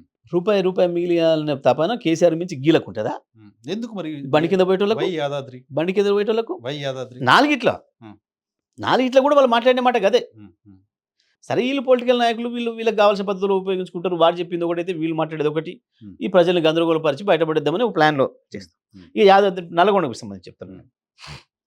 అక్కడ నిర్మాణం చేస్తానికి కారణం Hmm. వాస్తవానికి ఆ రోజు జరిగిన చర్చలలో నేను ఉన్నా కాబట్టి, Hmm. వాస్తవానికి దానిపైన Hmm. మాకు గొప్పలు చెప్పుకునే అలవాటు లేదు, వీళ్ళలాగా వాళ్ళలాగా లీకులు ఇచ్చి రాయించుకునే అలవాటు లేదు, కానీ కేసీఆర్ గారికి Hmm. స్వయంగా మోడీ మెచ్చుకున్నాడు. Hmm. Projects. చంద్రశేఖర్ గారు మీరు మళ్ళీ ధైర్యంగా బిహెచ్ఎల్కి ఇచ్చిండ్రు, ఇవన్నీ కూడా Hmm. నేనే చెప్పకూడదు, కానీ Hmm. అవతల మీ కౌంటర్ పార్టీ ఏం చేసిండో చూసిరేది మీరు అని. అన్నాడు ఆ మాట. మాకేం అలవాటు లేక ఇవన్నీ Hmm. ఆనాడు ఇంత పెద్దగా డబ్బా కొట్టి రాయించుకోలే. Hmm. దాదాపు 1800 కోట్ల రూపాయలు రాష్ట్రానికి మిగిలిచ్చినట్టు. మరి ఓకే. ఒక దాంట్లో చూస్తేనేమో 890, రెండు కలిపి. ఒక దాంట్లోనేమో 1150 Hmm. Hmm. వాళ్ళు ఇచ్చింది అన్నాడు. Hmm. ఇది రికార్డు కదా, నేను అబద్ధం చెప్తే. మళ్ళీ దానికి కూడా చెప్తే ఇంకోటి కూడా, దాంట్లో 2 పార్టీలు చేసిండ్రు. Hmm. 2 పార్టీలు చేశారు. ఈ మెషినరీ అండ్ ఎక్విప్మెంట్కి సంబంధించేమో బిహెచ్ఎల్కి నామినేషన్ మీద ఇచ్చారు. అది కూడా వాళ్ళు కూడా. ఆ. ఓకే. 2000 కోట్లు, 2007 కోట్లు, Hmm. దీనికంతే 2007 కోట్లు, దానికంతే 2007 కోట్లు. Hmm. అది బిహెచ్ఎల్కి నామినేషన్ మీద ఇచ్చిండ్రు. Hmm. ఇంకోటేమో ఈ మిగతా అది సివిల్ వర్క్ మొత్తం ఏమో టెండర్లు ఇచ్చారు. Hmm. Hmm. మాది సివిల్ వరకు మొత్తం కలిపి ఒకటి 3800 కోట్లకి బిహెచ్ఎల్కి ఇచ్చేసినాం నామినేషన్ మీద. Hmm. Hmm. అక్కడ 2 డివిజన్ చేసి, ఒకటి 2000 కోట్లకు, ఒకటి 2000 కోట్లకు, ఒకటి 2500 కోట్లకు Hmm. టెండర్ పేరుకి ఏదో టెండర్ వేసి Hmm. ఇచ్చారు. Hmm. సో ఇది నిజమా కాదా? Hmm. కోదండరాం చెప్పి తీరాలి. నేను చెప్పింది అబద్ధమైతే, Hmm. నేను చెప్తున్నా ఈ రోజు ఈ పూట కూడా నేను చెప్తున్నా, Hmm. నేను ఎమ్మెల్యే పదవి కూడా పెట్టి రాజకీయాల నుంచి వెళ్ళిపోతా. ఆన్ రికార్డు ఉంటాయి కదా టెండర్స్ ఎంత కోదండరాం ఇవాళ ఏదైతే ఆశపడి దేనేటపడి రుక్కుతున్నాడో, Hmm. కనీసం దాన్ని వదులుకుంటాడా చెప్పాలి. ఎమ్మెల్సీయా? ఎమ్మెల్సీ కోసం అంటారా? అంత చిన్న దాని కొరకు పాపం గింత దిగజారిపోయి Hmm. వాళ్ళను మిస్గైడ్ చేసి. సో రఘు గారు చెప్పింది చేయడం అనేది వింటున్నారు, correct బట్ కాదు. వాళ్ళు కూడా అవేర్ ఉన్నారో లేదో తెలియదు. బట్ మీరు చాలా చాలా ఇష్యూలు చెప్పారు, నేను కూడా అందుకే ఇలా నేను చెప్పిన ప్రతి అక్షరం మీద నేను నిలబడి ఉంటా ఎప్పటికైనా. Hmm. ప్రతి అక్షరం మీద, ప్రతి దానికి రికార్డెడ్ ఎవిడెన్సే ఉంది. Hmm. ప్రతి దానికి రికార్డెడ్ ఎవిడెన్స్. ఓకే. కేసీఆర్ గారిని జైలుకు పంపించి తీరుతామంటూ చాలా సందర్భాల్లో గడిచిన 5 ఏళ్ళుగా కాంగ్రెస్ నాయకులు మాట్లాడుతూ వచ్చారు. సో దానికి సంబంధించి రకరకాల ప్రయత్నాలు చేస్తూ ఉన్నట్టు కనపడుతోంది. విద్యుత్ అంశంలో కేసీఆర్ గారు జైలుకు వెళ్ళే పరిస్థితి ఉంటుందా? విద్యుత్ అంశంలో లేదు, అసలు ఏం స్కోపే లేదు. Hmm. నేను మొదటి రోజే చెప్పిన, Hmm. మీరు ఏందో భ్రమలలో ఉన్నారు, Hmm. ఏందో కేసీఆర్ మీద బురద జల్లి ఏందో చేద్దాం అనుకుంటున్నారు. Hmm. దీన్ని కొండను తవ్వి ఎలుకను పట్టడం అనేది పాత సామెత. Hmm. కొండను తవ్వినా మీరు ఎలుక దొరకదు, దీని ఎలుక తోక దొరకదు, దాని ఈక కూడా దొరకదు అనే మాట నేను ఎప్పుడో చెప్పినా, హ్మ్. ఇప్పుడు కూడా అది చెప్తున్నా. హ్మ్. ఏమీ కాదు దీంట్లో. హ్మ్. నిజంగా విచారణ కమిషన్ గనుక హ్మ్. సిన్సియర్‌గా ఉండి, హానెస్ట్‌గా ఉండి, హ్మ్. కరెక్ట్‌గా చట్ట ప్రకారమే గనుక పోదలుచుకుంటే తప్పకుండా కేసీఆర్ గారికి క్లీన్ చిట్ ఇస్తారు. మల్లెపువ్వులాగా ఉన్నాడనే విషయాన్ని చూపిస్తారు. ఎందుకు? లేదు ఇగ ఆ కమిషన్‌కి కూడా వేరే ఉద్దేశ్యం ఉండి, వేరే ఇంటర్నల్‌గా ఏమన్నా సంబంధాలుండి, లేదా కేసీఆర్ గారి మీద ముందే వారికి ఒక అభిప్రాయం ఉండి, ఏదైనా కారణం చేత గత 10 ఏళ్లలో ఏమన్నా జరిగి ఉండి, ఏదైనా వారి ప్రయోజనాలకు అనుకూలంగా ఏదైనా అడిగినప్పుడు కేసీఆర్ గారు గనుక ఏమైనా స్పందించకుండా ఇట్లాంటి ఏమన్నా ఇన్సిడెంట్స్ ఉంటే వాళ్ళేమన్నా ఇచ్చుకోవచ్చు. అది వేరే విషయం. హ్మ్. ఎందుకు కానీ ఆయన హ్మ్. వాస్తవానికైతే నిజంగా వారు గనుక if he is so honest హ్మ్. ఈ పాటికి తప్పుకోవాలి వారు. ఉండదు. ఎందుకంటే అది లేకపోతే ఆయన బతకలేడని కాదు కదా! హ్మ్. అవును. ఇప్పుడు నువ్వు ఎవరి మీదైతే విచారణ చేస్తున్నావో నువ్వు జడ్జిగా హైకోర్టు సీజీగా చేసినావు. హ్మ్. నువ్వు ఎవరి మీదనైతే విచారణ చేస్తున్నావో వారికి నీ మీద విశ్వాసం లేదన్నప్పుడు ఎమ్మటే తప్పుకోవాలి కదా! న్యాయంగా. అవును. ఇక తప్పుకోవట్లేడు అనంటేనే ఇదంతా మిలాఖతులో ఉంది అని మాకు అర్థమైతది. హ్మ్. ఆయన ఇప్పటివరకు రెస్పాండ్ అవ్వలేదు కేసీఆర్ గారు లేఖ రాసిన తర్వాత. అదే చెప్తున్నా నేను. అవ్వాలి అంటేనే హ్మ్. న్యాయంగా నేనొక న్యాయాధికారిగా వారు నా పైన నాట్ విశ్వాసం లేదంటున్నారు కాబట్టి నేను తప్పుకుంటున్నా అని చెప్పాలి ఈ జడ్జిలు పాటికి. జలస్ చేస్తా ఉంటారు. నాట్ బిఫోర్ మీ అని జడ్జిలు వారే చెప్తారు చెప్పుకుంటా ఉంటారు. న్యాయంగా మనకు తెలుసు. అవును. వారికి నాకు పూర్వ బంధువులో పరిచయం ఉంది. తెలిసినోళ్ళు లేక మా మా బంధుత్వం ఉంది కాబట్టి నా దగ్గర వద్దు పక్క జడ్జికి చేస్తున్నా అని చెప్పేసి వారే సీజీని రిక్వెస్ట్ చేసి చేసిస్తారు చేస్తారు. మామూలుగా జడ్జిలు కూడా. హ్మ్. హ్మ్. హ్మ్. ఒక ప్రాసిక్యూటర్‌నే నాకు ఈయన మీద నమ్మకం లేదు అనంటే ఇంకో కోర్ట్ మారుస్తారు లేదా ప్రాసిక్యూటర్‌ని మారుస్తారు. హ్మ్. హ్మ్. చిన్న విషయం సహజ న్యాయ సూత్రం ఇది. హ్మ్. మరి దాన్ని కూడా వారు ఎందుకు పాటిస్తలేరు ఇయాల? ఎందుకు అంత దాన్ని అట్టు పెట్టుకొనే ఉండాలన్న వారి ఆలోచన ఏంది అసలు మొదలు? చూడాలి ఆయన ఏం రెస్పాండ్ అవుతారో మరి తెలిస్తే ఏమవసరం? చూడాలి. Right sir. Thank you. Thank you very much sir మా థాంక్ యూ కోసం వెరీ సమయం మచ్. కేటాయించినందుకు. Thank you. ఇది జగదీష్ రెడ్డి గారితో స్పెషల్ ఇంటర్వ్యూ. చూస్తూనే ఉండండి ఈ హెచ్.